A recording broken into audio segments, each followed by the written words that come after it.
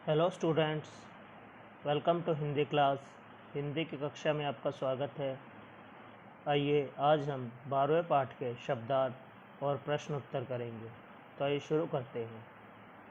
पहला शब्दार्थ है फुर्ती, जिसका अर्थ होता है तेज़ी। दूसरा है लाचार, जिसका अर्थ होता है विवश या मजबूर। तीसरा है कुंजी, जिसका अर्थ होता है हल। चौथा है घृणा, घृणा यानी नफ़रत।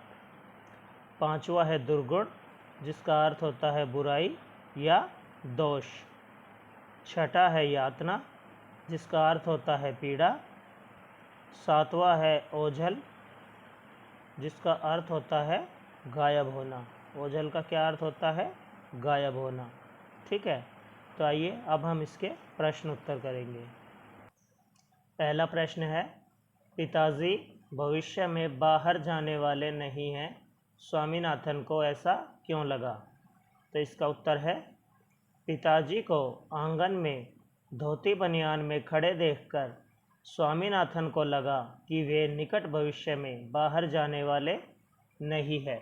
क्योंकि देखो बच्चों, जब उनके स्वामीनाथन के पिताजी अगर धोती बनियान में पहनकर खड़े होते थे या घर में रहते थे, तो इसका मतलब ये था कि वो बाहर जाने वाले नहीं हैं। अगर वो पैंट शर्ट डाल लेते तो इसका मतलब होता है कि वो बाहर जाने वाले हैं।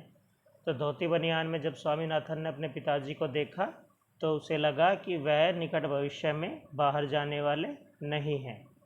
दूसरा प्रश्न है, पिताजी ने स्वामीनाथन को क्या करने का आदेश दिया? इसका उत्तर है, पिताजी ने स्वामीनाथन को पुस्तकें झाड़ने और मेज़ साफ करने का आदेश दिया। तो पिताजी ने क्या आदेश दिया था स्वामीनाथन को? पिताजी ने स्वामीनाथन को पुस्तकें झाड़ने और मेज़ साफ करने का आदेश दिया। ठीक है, इसके बाद तीसरा प्रश्न है हमारा, जब पिताजी ने स्वामीनाथन को पढ़ने के लिए कहा तो वह क्या सोच रहा था? इसका उत्तर है, जब पिताजी ने स्वामीनाथन को पढ़ने के लिए कहा तो वह यह सोच रहा था कि यदि छुट्टियों में भी पढ़ाई करना ज़रूरी है तो छुट्टियां दी ही क्यों जाती है।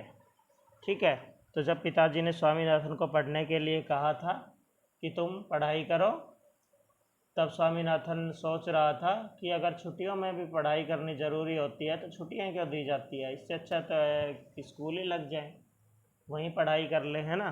तो स्वामीनाथन क्या सोच रहा था कि अगर छुट्टियों में भी पढ़ाई करना ज़रूरी है तो छुट्टियां दी ही क्यों जाती है। ठीक है, आशा है आपको इस पाठ के प्रश्न उत्तर शब्दार्थ समझ आ गए होंगे। Okay, thank you.